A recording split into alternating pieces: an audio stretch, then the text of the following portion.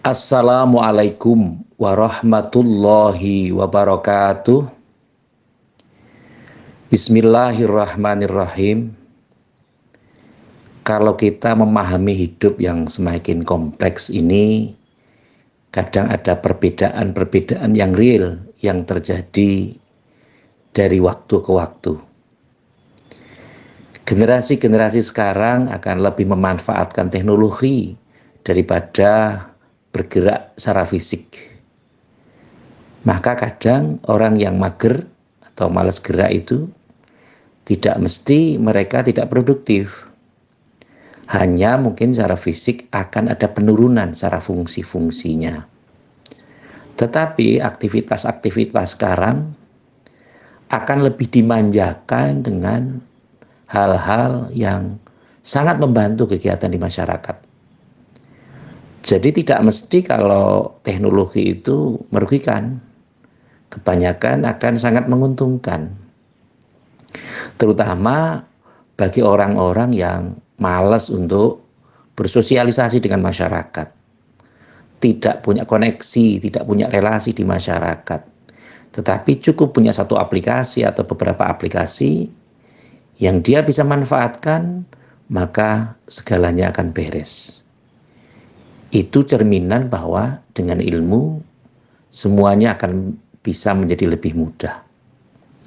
Contoh konkret sekarang adalah bahwa kalau dulu kita misalnya ingin rokok, ingin makan yang sifatnya makanan-makanan yang enak, kita harus datang ke warung atau ke tempat-tempat orang yang jualan itu, mungkin di angkringan atau di nasi kucing atau cat rice gitu ya, atau di tempat-tempat lain. Nasi padang atau yang lain. Tapi sekarang tidak perlu. Cukup kita hanya menggunakan GoFood saja. Dengan memesan, kita tunggu waktunya, dia akan datang sendiri. Bahkan pembayarannya pun itu bisa di tempat. Ketika barang sudah datang, maka kita membayar. Dan pembayarannya pun itu uangnya tidak uang-uang kertas. Tapi cukup kita menggunakan e-money atau uang elektronik.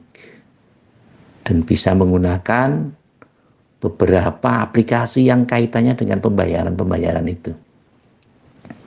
Kalau tidak dengan HP ya dengan kayak semacam kartu yang kita gunakan, mungkin digesek. Kemudian kalau kita sedang parkir di mall misalnya, itu cukup kita mengeluarkan kartu, atau kita ingin beli bensin di pom, kita cukup barcode dan sebagainya, maka kita sudah menyelesaikan transaksi-transaksi dengan cepat dan kita tidak perlu mengeluarkan uang. Belum kalau kita ingin membersihkan rumah. Kalau misal rumah kita besar atau kita kebetulan nggak ada yang disuruh, kita cukup menggunakan aplikasi GoClean. Kalau kita sudah gunakan itu, maka kita sudah transaksi terjadi, maka beberapa saat kemudian orang yang datang akan ada dan akan membersihkan rumah kita. Dan itu pun transaksi bisa terjadi dengan proses yang amat sangat cepat.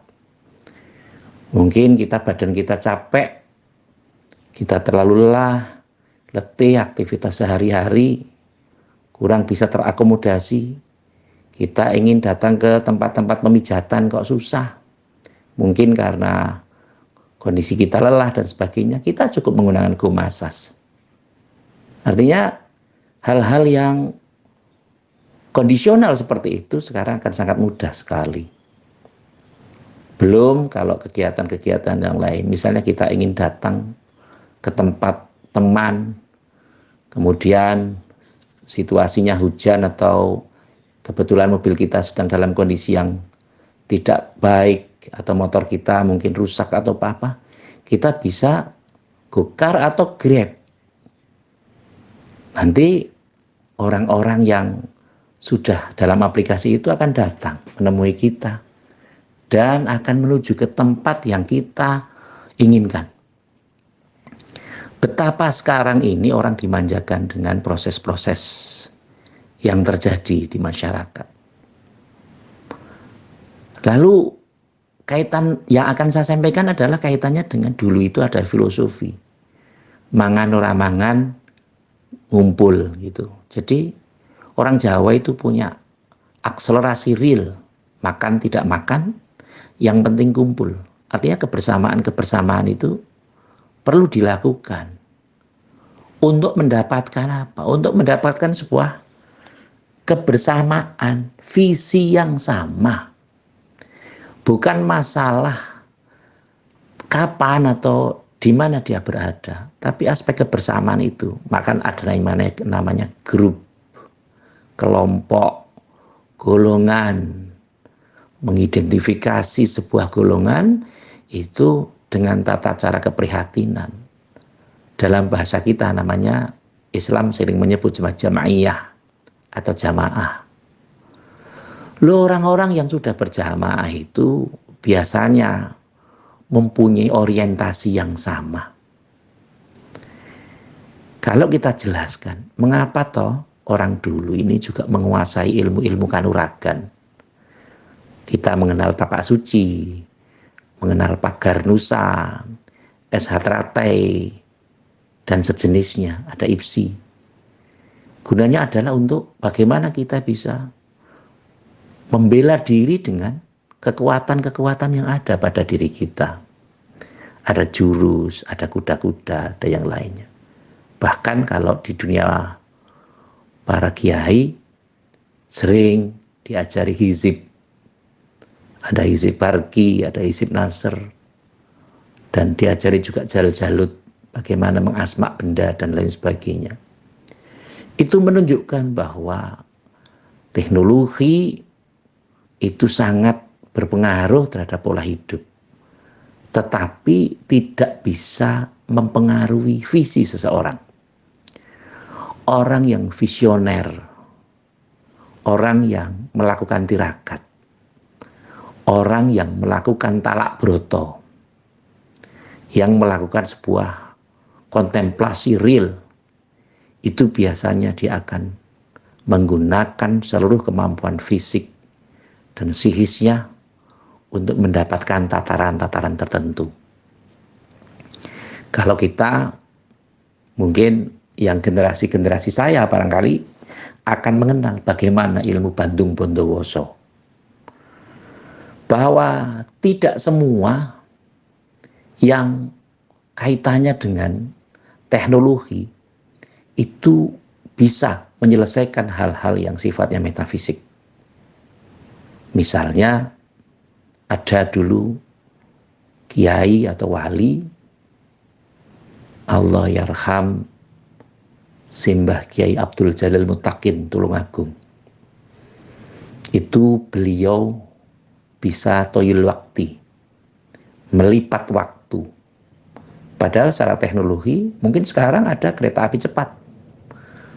Surabaya sampai dengan Jakarta hanya dalam waktu 2 jam. Tetapi kiai-kiai dulu sudah mengawali dalam proses yang sangat cepat. Belum kalau kita mengenal kiai-kiai jaduk, Mbah Kiai Ali Maksum Kerapia, Mbah Kiai Baidowi Lasem, itu juga punya kapasitas yang tidak hanya sekedar bisa iptek, tetapi juga ma'rifatullah. Lah ini yang harus kita pelajari sama-sama. Mengapa sekarang ini orang-orang itu tidak suka menjadi wali? Ya paling tidak ya wali kelas kalau yang guru, atau wali murid bagi yang punya anak yang disekolahkan. Tapi untuk menjadi waliullah itu sangat sulit. Kenapa demikian? Karena setidaknya ada hal-hal yang perlu disikapi dan perlu dipahami sama-sama. Mengapa demikian? Orang-orang dulu yang kiai-kiai kita dulu, Mbak Wahab Hamzullah, yang konon beliau punya kodam macan, itu sangat-sangat disegani oleh para ulama, para kiai waktu itu. Bahkan panglimanya kiai waktu itu adalah Kiai Abbas Buntet Cirebon. leluhurnya Simbah Kiai Syed Agil Siraj. Ini juga membuktikan bahwa orang-orang dulu itu tidak hanya sekedar mahir tentang ilmu fikih, ilmu akhlak, ilmu aqaid, ilmu akidah, tetapi juga paham tentang bagaimana ilmu tentang kanuragan, bagaimana berkomunikasi dengan alam semesta. Ada namanya toyil ardi, bagaimana dia bisa melipat bumi. Perjalanan dari Mekah sampai ke Indonesia hanya bisa ditempuh dalam waktu kurang dari 10 menit. Bagi yang tidak percaya, ya tidak percaya, namanya juga tidak percaya. Tapi mungkin yang bisa menyaksikan ini, dia akan mengakui bahwa memang ilmunya Allah ini tidak terbatas. Yarfa'illahu alladhina amanu minkum walladhina utul ilma darajat.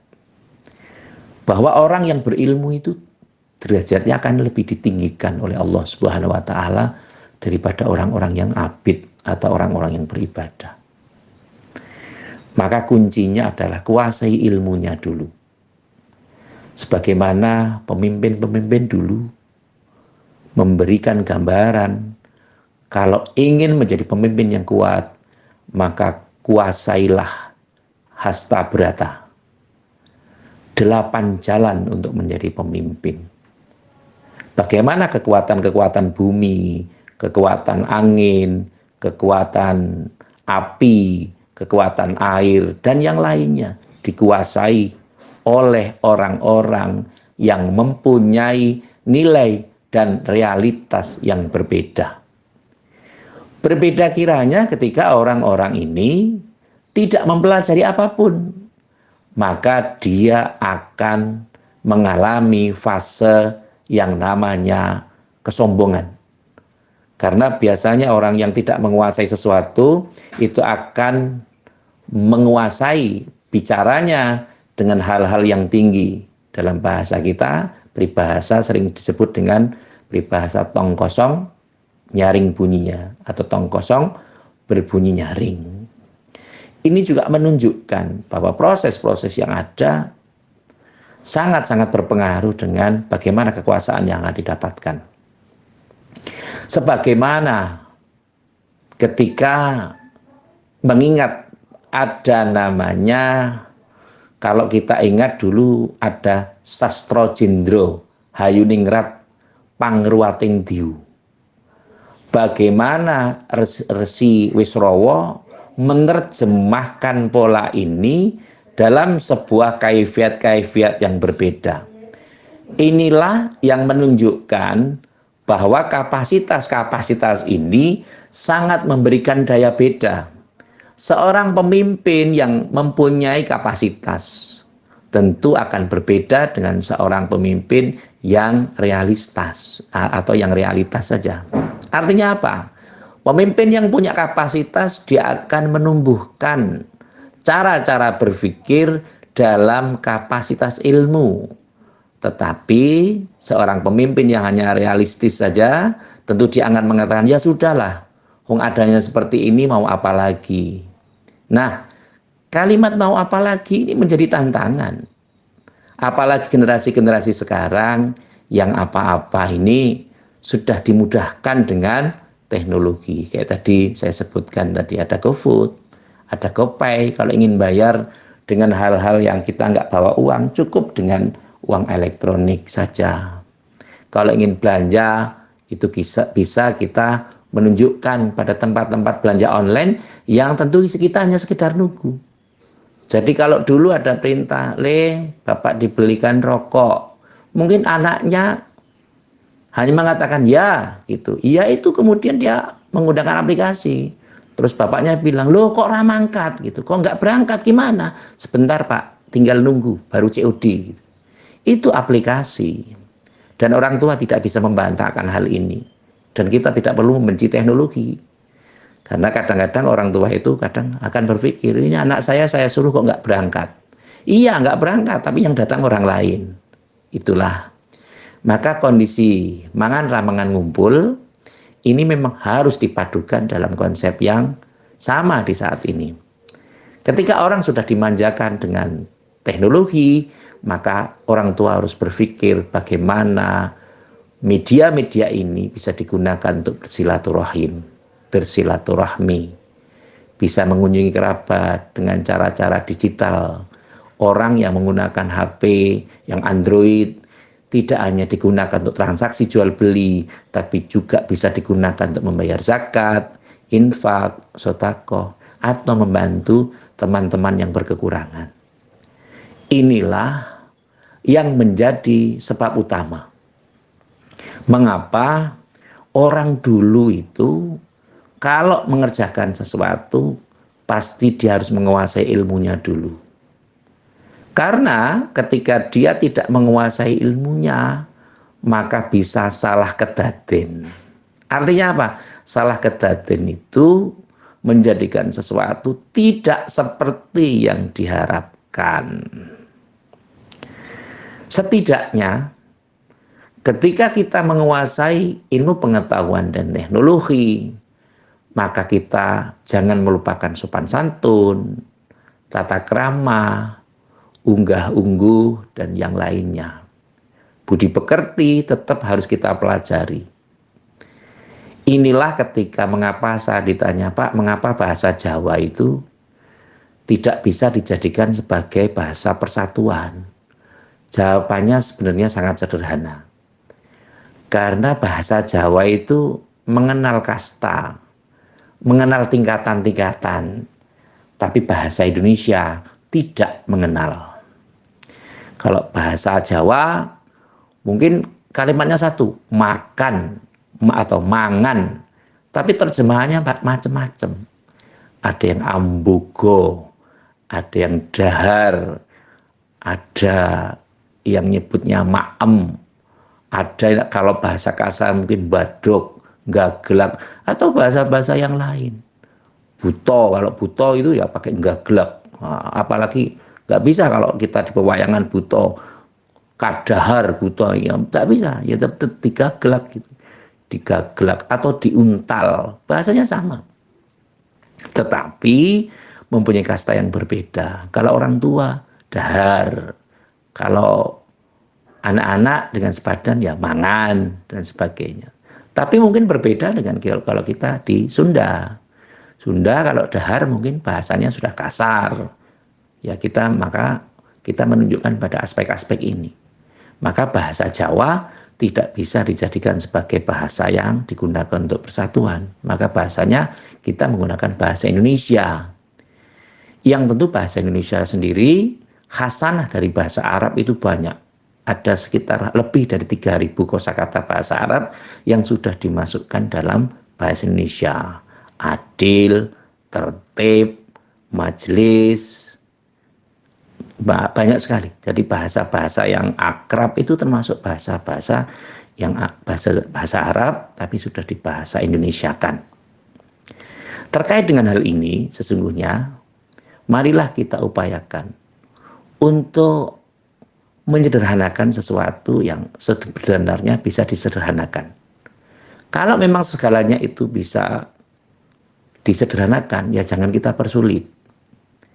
Baik kaitannya dengan komunikasi, kaitannya dengan relasi, bagaimana dengan silaturahmi, ya apapun yang bisa kita jadikan sarana.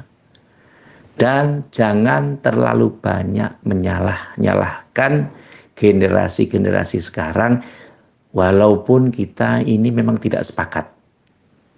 Karena apa? Itu sudah terkait dengan perkembangan ilmu pengetahuan dan teknologi, perkembangan-perkembangan zaman, termasuk pemimpin-pemimpin kita. Kadang kita ini unggah-ungguhnya kurang, terutama orang Jawa yang muda. Kadang sudah melupakan tata krama. Kalau dengan orang tuanya sendiri, mungkin mereka tidak boso, tapi dengan orang lain boso. Nah ini bagaimana kita mengupayakan supaya kita bisa melatih anak-anak untuk tata krama? Ya sulit, tapi sulit bukan berarti tidak bisa. Mencederhanakan sebuah aturan itu juga penting. Implementasinya di masyarakat bagaimana? Akan lebih mudah. Jadi aturan-aturan yang nampaknya rumit, maka upayakan untuk simpel. pengajian-pengajian misalnya, yang harusnya itu bisa mengumpulkan banyak orang dan sebagainya, karena belum punya jamaah ya cukup online bisa. Menertibkan jamaah, kita kondisikan, maka nun sewu, ladang amal kita sebenarnya bisa dari berbagai aspek, berbagai sisi, dan berbagai macam cara. Maka yang paling penting adalah kuasai ilmunya untuk bisa mendapatkan hal-hal yang positif. Kalau bahasa Jawa menyatakan ngluruk tanpa bolo, menang tanpa ngasoraki. Jadi kita mengkondisikan sesuatu, kalau misalnya kita menang, merasa menang, ya kita tidak merasa mengalahkan siapa-siapa. Karena sebenarnya musuh terbesar kita adalah diri kita sendiri. Maka yang paling penting saat ini adalah mengupayakan sesuatu dengan positif, optimal, dan yang paling penting harus berlandas dengan ilmu. Kalau kita mengajari seseorang atau jamaah atau yang lain, maka kuasai ilmunya. Dalam bahasa agama menyebutkan baligh anni walau ayat. Sampaikan walau hanya dengan satu ayat. Tapi dalam arti ya ayat itu ya sudah kita pelajari betul. Tafsirnya kita pelajari. Bagaimana asbabun nuzulnya sudah kita kuasai. Bagaimana kalau kita juga belajar tentang nahwu, balaghah, sharaf, dan yang lain. Supaya apa? Supaya mereka yang belajar dengan kita itu tidak merasa ragu atau kembo. Maka bagi kita yang awam ini, tetap kita gunakan media dakwah dengan cara-cara yang real, dengan cara-cara yang mudah, dengan cara-cara yang sederhana, senyampang itu tidak melanggar akidah, tidak melanggar aturan-aturan yang berlaku. Sehingga kehidupan ini akan menjadi lebih tenang, apalagi saat ini, di zaman-zaman modern seperti ini, banyak pengaruh-pengaruh yang ada di anak-anak kita, di lingkungan sekitar kita. Kalau prinsip kita tidak kuat, kalau ibadah kita tidak diimbangi dengan pembelajaran ilmu, maka akan susah di kemudian hari. Maka yang penting, aliman au mutakaliman, belajar atau mengajar. Bagi yang belum bisa mengajar ya harus belajar. Karena belajar itu dari ayunan sampai dengan liang lahat. Tidak ada kata berhenti untuk belajar. Dan mengajar memang diwajibkan seseorang kalau sudah mempunyai ilmu ya mengajar sesuai dengan kapasitasnya. Maka jangan anti terhadap ilmu. Maka upayakan. Mari kita belajar terus, terutama generasi anak-anak saya yang masih muda-muda ini. Belajar terus untuk bisa memimpin negeri ini. Jangan sampai kalah dengan orang-orang lain. Pelajari matematika, pelajari fisika, pelajari kimia, pelajari ilmu kedokteran, pelajari ilmu keperawatan, pelajarilah ilmu kebidanan, ilmu sosial, ilmu politik, dan yang lain-lain. Supaya apa? Supaya nanti kalau pas jatahnya panjenengan memimpin bangsa ini, akan mendapatkan pemimpin-pemimpin yang jelas secara ilmu dan jelas secara sanad keilmuannya. Yang terakhir, mari kita berdoa kepada Allah Subhanahu wa Ta'ala. Semoga diri kita, saudara-saudara kita yang sekarang ini dihimpit dengan persoalan-persoalan yang berat, semoga Allah ringankan. Yang ada utang piutang yang belum selesai, semoga Allah menyelesaikannya. Ketika ada silaturahim yang belum terjalin dengan baik, semoga Allah memberikan kebaikan-kebaikan. Dan kita di golongan Allah Subhanahu wa Ta'ala sebagai hamba-hamba yang pandai bersyukur di sisinya. Amin Allahumma amin. Terima kasih kepada semua pihak yang telah membantu terselenggaranya acara ini.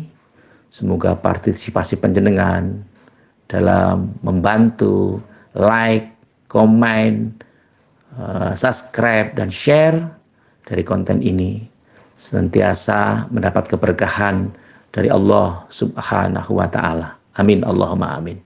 Sekali lagi terima kasih atas segala perhatian dan mohon maaf atas segala kekurangan. Saya akhiri, wallahul muwafiq ila aqwamit thoriq. Wassalamualaikum warahmatullahi wabarakatuh.